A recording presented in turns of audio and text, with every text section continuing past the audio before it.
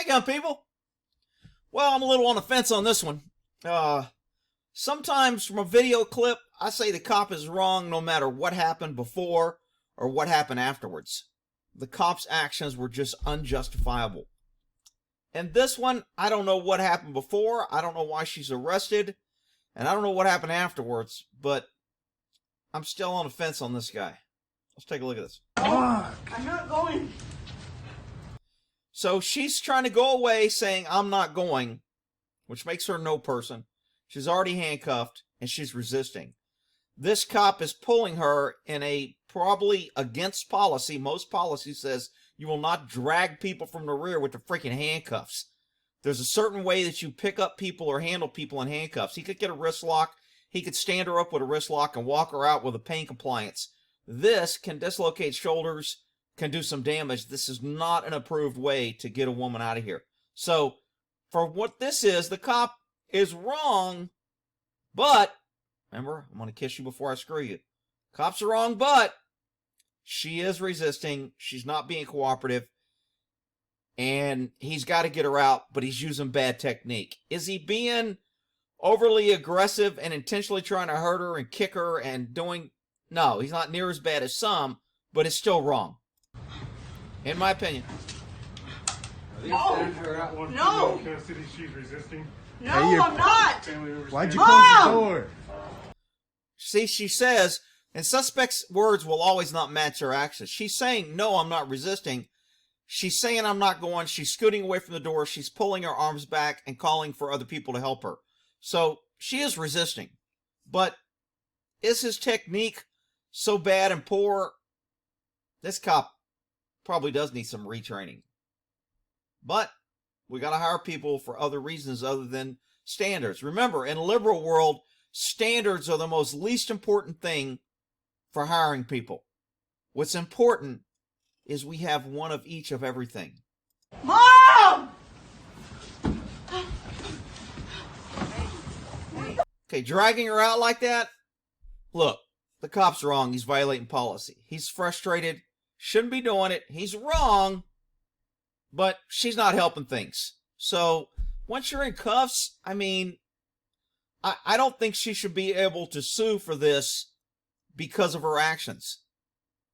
And some people will be upset. Because I don't think the cop is like knee dropping her, kicking her in the head. He's trying to get her the car using a very poor technique. Now, if he hurts her, well, then I think the agency ought to be responsible for her injuries. Take picture. Get her away. Look at that. Okay, so dragging her off and pulling her pants down is not cool. Did he do it on purpose? No. Does it look bad? Yeah. Did she cause it by not standing up and walking? She has some. Remember, in civil cases, they can rule who has partial responsibility or all. It's not all or nothing. So in a civil trial, you may win, and they may say, you know what? You're only going to win by 10% because they only had 10% fault, or they had 20% fault. So if it was 100% fault, you may get this, but because it's only 10%, you're only getting this. So does her percentage of fault raise up by what she's doing? Yeah. Does that take away that the cop is government? He should be held to a higher standard. He should be held accountable. And the agency should be disciplining him for doing this so he doesn't do it again. The problem with law enforcement is nothing they do ends up getting them any negative repercussions because they have limited immunity and the agency doesn't want to discipline them because when the agency disciplines them, they say that the person did wrong. And if the agency says they did wrong and they keep them, then it creates liability. I told the story when I was fighting that dirty DA, Jeff Reisig. He, as their firearms instructor, I would always annotate what thing people did wrong and how many times I questioned them on it and they're still doing the wrong technique and they were slow, etc. And he called us in and said, do not do that anymore. I don't want all this negative documentation in case something happens. It's going to be harder to defend it. And I go, well, it should be harder. We ought to take their gun. They shouldn't be qualified. No, we're not going to do that. We're just going to hide the fact that they're messing up. I don't want you documenting it.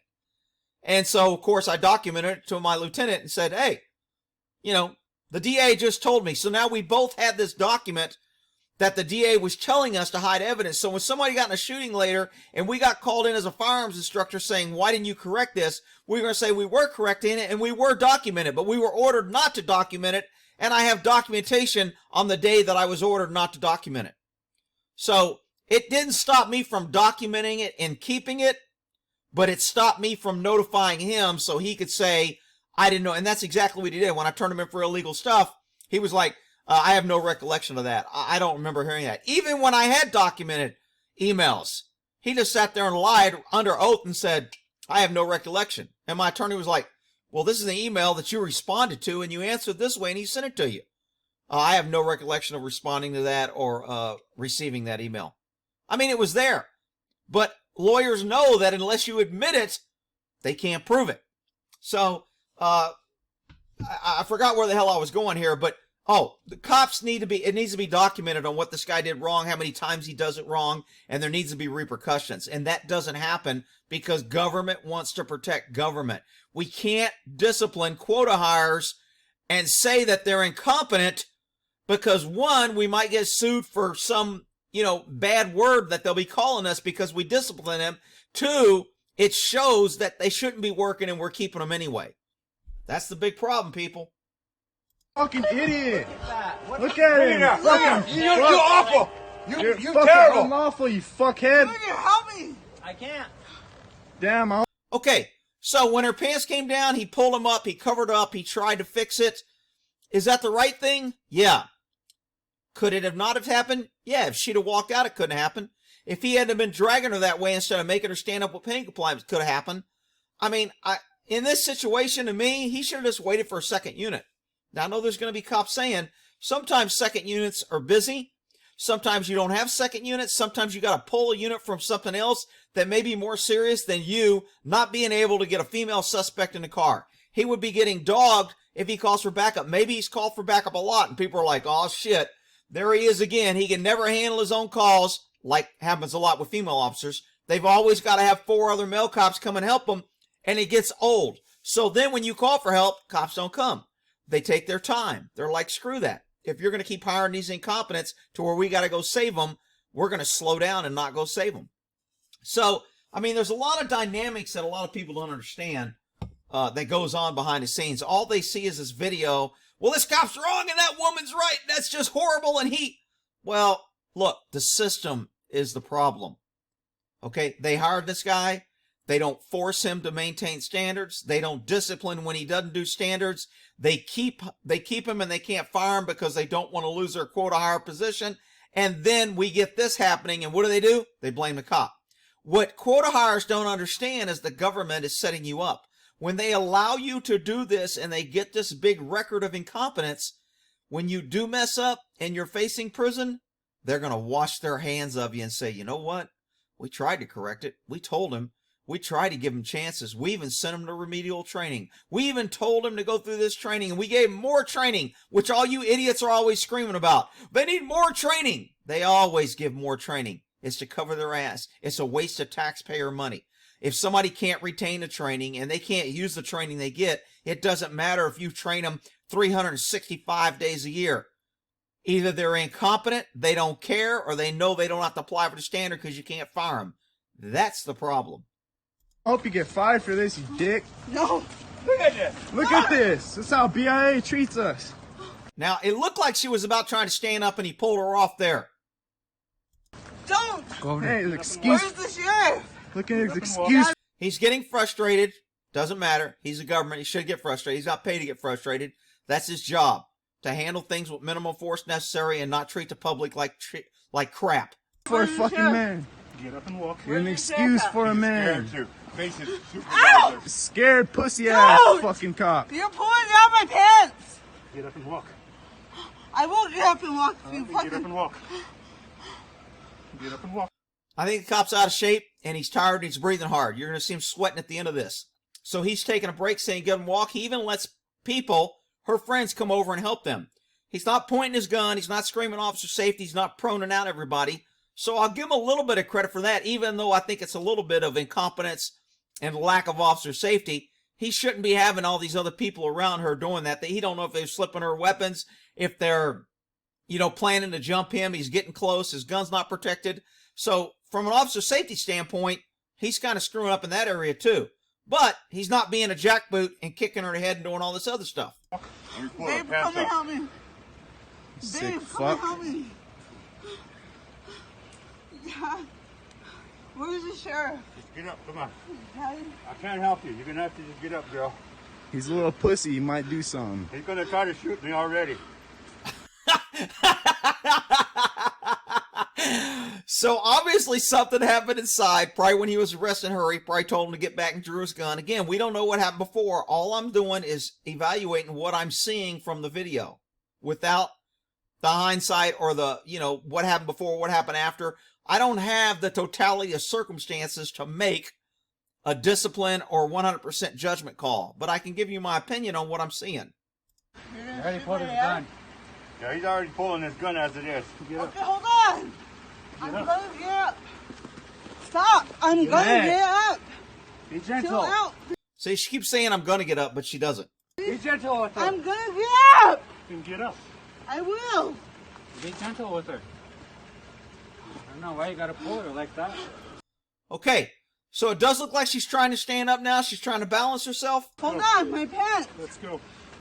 but she stopped. She doesn't want to go because of her pants. So she's still being resistant. She has never got up and just walked to the damn car.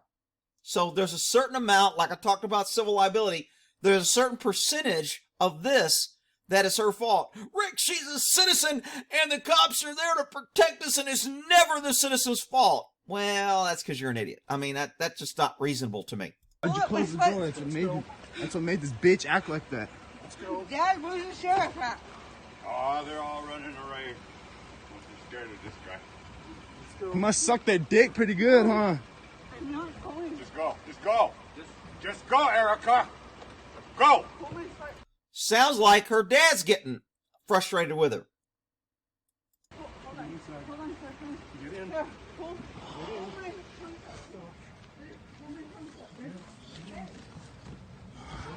You know, I have pumps on. God damn. Why are you doing this to me? Hurry up. Move. Get out of the way. Stop! Why are you doing this? Get in. Stop! Get in. Stop! I gotta admit, this cop stays pretty calm, and he keeps trying, and he keeps repeating, get in. This is gonna go well for his defense. When they try to review this video, they're gonna say, he asked her repeatedly over 14 times to get in the car. I don't know the number, but he says it a lot. I'm gonna get in. Get in. I asked if he could pull my pants up. Get in. Please. Sir, Get in. please. Please. Get in. I'm just asking if he could pull my pants up. Please. Please. Get in. Can you let him pull my pants up? Get in. Please, sir. I'm thinking this is a camera. I don't know what the hell it is. Maybe it's a cell phone or radio. I don't know what it is, but he is not losing his temper and getting aggressive and violent. So I will give him props for that. Do it after you get in. I'm asking if he can pull my pants up. No, he can't. Get in the vehicle. Where's my glasses, Dad? I got him. You'll get him later. So it's pull up my pants. Where's my glasses? Dad, look, this person is an absolute no person, and she is causing a lot of this. It doesn't relieve him of any fault. It doesn't relieve her of fault. That's my opinion. Get in. Get in. Get in. Can my boyfriend just pull my pants up? Get in. Please? I'm asking if my boyfriend can pull my pants up. Get in. Please? Just get in, Erica. Get in, please. Or get to work. Okay, so he's pretty much out of breath, and he's kind of got to take a break because she's wearing him out. And dealing with a body that goes limp is pretty physically tasking. I mean, I get it. People are going to say, not if you're in shape. I mean, even if you're in shape, a 1 or 2 minute fight is a hard fight. So, hey, you know what? You guys can say I'm a bootleg and I'm kissing the cop's butt, or you can say whatever. I don't care, whatever. That's my opinion. Give you something to think about. We'll end here.